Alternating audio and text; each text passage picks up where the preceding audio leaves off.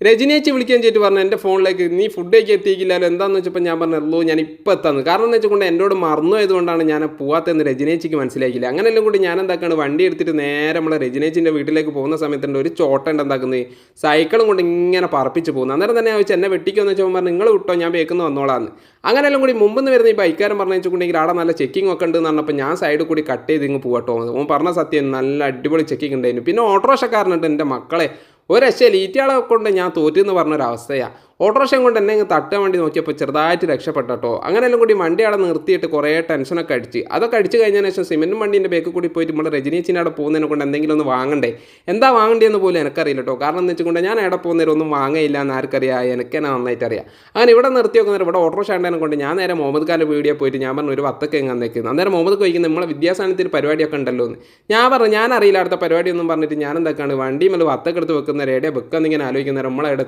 ഹെൽമെറ്റിൻ്റെ ഉള്ളിൽ തന്നെ വെച്ചിട്ടോ ഹെൽമെറ്റ് സേഫാണ് വത്തക്കെ സേഫാണ് അങ്ങനെയെല്ലാം കൂടി വണ്ടി എടുത്തിട്ട് നേരെ നമ്മൾ രജനീച്ചിൻ്റെ ഈ പൊടിയൊക്കെ പറ്റിയിട്ട്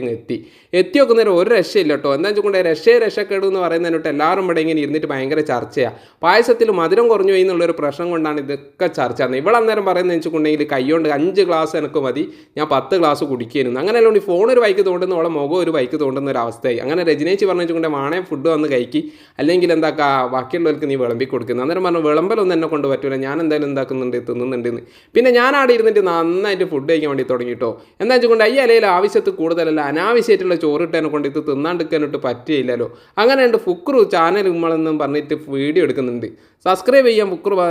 പ്രത്യേകം പറഞ്ഞു കിട്ടും അതുകൊണ്ട് നിങ്ങൾ എന്താക്കുക ബക്രുവിന് ബതിൽ നിങ്ങൾ ഫുക്രു എന്ന് വിളിച്ചാൽ മതി അതുകൊണ്ട് വേറൊരാൾ അവിടെ വന്നിരുന്ന് അന്നേരം തന്നെ നമുക്ക് കറിയൊക്കെ കിട്ടി അന്നേരം വെണ്ട കിട്ടിയില്ല എന്ന് പറഞ്ഞ് ഞാനൊരു പരാതി പറഞ്ഞപ്പോൾ മൂപ്പർ പറഞ്ഞു വെച്ചിട്ടുണ്ടെങ്കിൽ പരാതി ഒന്നും പറയണ്ട ഇതാന്നും പറഞ്ഞിട്ട് എനിക്ക് കിട്ടുക എന്നിട്ടോ അത് നന്നായിട്ട് കഴിക്കാൻ വേണ്ടിയിട്ട് നോക്കുന്ന സമയത്തുണ്ട് തിരിഞ്ഞ് നിന്നിട്ട് ഒരാൾ വരുന്നത് വെച്ചിട്ടുണ്ടെങ്കിൽ ഉപ്പേരി വേണോ എന്ന് ഞാൻ പറഞ്ഞ അച്ചാറും വേണ്ട ഉപ്പേരിയും വേണ്ട ഒന്നും വേണ്ടെന്ന് പറഞ്ഞു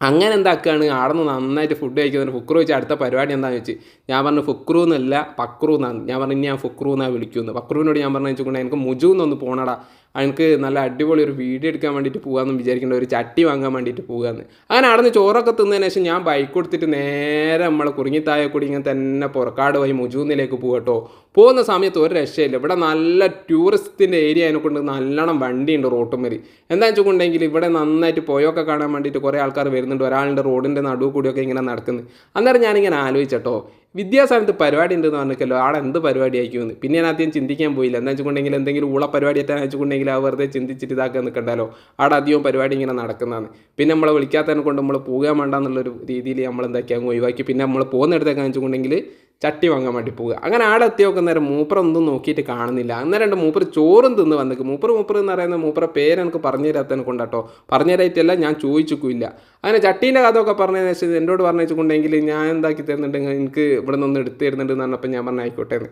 ഇവരോട് ഞാൻ കുറേ കാര്യങ്ങളൊക്കെ ചോദിച്ചു എന്താ വെച്ചിട്ടുണ്ടെങ്കിൽ ഒരു ദിവസം എത്ര ചട്ടി ഉണ്ടാക്കുമെന്ന് വെച്ചപ്പോൾ മൂപ്പർ എന്നോട് പറഞ്ഞു വെച്ചിട്ടുണ്ടെങ്കിൽ അങ്ങനെ ഒന്നുമില്ല ഏകദേശം ഒരു 50 ചട്ടിയൊക്കെ ഞാനങ്ങ് ഉണ്ടാക്കും പിന്നെ അങ്ങനെ ഇന്ന ദിവസം ഇന്ന് ഇത്ര എന്നൊന്നും ഇല്ലയെന്ന് പറഞ്ഞപ്പോൾ ഞാൻ പറഞ്ഞു അങ്ങനെ കണക്കൊന്നും ഇല്ലേന്ന് വെച്ചപ്പോൾ പറഞ്ഞു നമുക്ക് മൂഡ് അതായത് സന്തോഷവും വിഷമമുള്ള സമയമൊക്കെ അല്ലേ അപ്പം നല്ല ഉഷാറായിരിക്കുന്ന സമയത്ത് ആവശ്യത്തിൽ കൂടുതലുണ്ടാക്കും അല്ലാത്ത ദിവസം കുറച്ചുണ്ടാക്കും നല്ല അടിപൊളിയുള്ള ദിവസങ്ങളുണ്ട് കൂടുതൽ ഉണ്ടാക്കുന്നുണ്ട് കുറവുണ്ടാക്കുന്നുണ്ടൊക്കെ പറഞ്ഞ് ഇങ്ങനെ കുറേ കാര്യങ്ങളൊക്കെ പറഞ്ഞു അന്നേരമാണ് മൂപ്പർ എന്നോട് പറയുന്നത് വെച്ചിട്ടുണ്ടെങ്കിൽ ചട്ടിയിൽ കളിമണ്ണ് നമ്മളെ ഉപയോഗിക്കുന്നുണ്ട് വേറെ എന്തെന്ന് മണ്ണ് നമ്മളെ പോയില്ലേ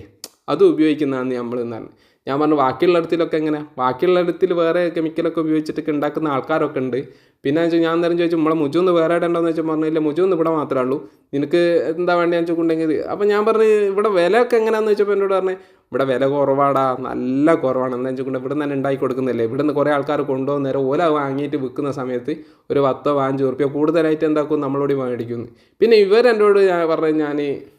എന്താ വേണ്ടിയെന്ന് വെച്ചപ്പോൾ ഞാൻ പറഞ്ഞു എനിക്കൊരു കോപ്പയും വേണം 4 പ്ലേറ്റും വേണം തന്നെ അന്നേരം എന്നോട് പറഞ്ഞു ജനുവരി 15-ന് നീ വന്നു അപ്പോഴത്തേക്ക് ഞാൻ ഉണ്ടാക്കി വെക്കാം അപ്പോൾ നമ്മൾ എന്താക്കി അഡ്വാൻസ് ഒക്കെ കൊടുത്തിട്ട് പോകുന്നു ആകെ 5 പ്ലേറ്റിനും 5 കോപ്പക്കും 220 ഉറുപ്പ്യറ്റേ അയക്കുള്ളൂ അപ്പം നല്ല ലാഭമുണ്ട് അപ്പം നിങ്ങൾ എന്താക്കുക അങ്ങനെ ചട്ടിക്ക് ഓർഡറൊക്കെ കൊടുത്തിട്ട് നമ്മൾ അവിടെ നിന്ന് പോകട്ടോ പോകുന്ന സമയത്ത് ഒരു കാര്യം പറയുന്നത് വെച്ചിട്ടുണ്ടെങ്കിൽ നിങ്ങൾക്ക് ഇതേമാതിരി ചട്ടിയും കാര്യങ്ങളൊക്കെ വേണമെന്നുണ്ടെങ്കിൽ നിങ്ങൾ നേരെ എന്താക്കിയാൽ മതി അങ്ങോട്ടേക്ക് പോയാൽ മതി 50 ഉറുപ്പ്യൻ്റെ എണ്ണ അടിക്കറ്റം ചെയ്തുകൊണ്ട് നേരെ അവിടെ പോയിക്കൊണ്ട് എന്താക്കുക 4-5 ചട്ടി വാങ്ങിയാലും 10-200 ഉറുപ്പ്യ ലാഭം കിട്ടിയെന്നുള്ളൊരു മൈൻഡായി പോട്ടോ എന്താ വെച്ചിട്ടുണ്ടെങ്കിൽ ഞങ്ങൾക്ക് 100% ഉറപ്പാണ് അത്രയും വില കുറവാണ് പുറത്തുനിന്ന് വാങ്ങുന്നതിനെക്കാട്ടി നല്ല വില കുറവായിരിക്കും കേട്ടോ, നല്ല ചട്ടിയായിരിക്കും. അപ്പം നമുക്ക് എന്താ അടുത്ത വീഡിയോയിൽ ഇതേമാതിരി എന്തുണ്ടെങ്കിലും അത് കാണാം. അപ്പം നമ്മളെ നാട്ടിലുള്ള ചെറിയ ചെറിയ പരിപാടികൾ മാത്രമാണ് ഇതിലിടുന്നുള്ളൂ എന്ന് മാത്രം തോന്നരുത്.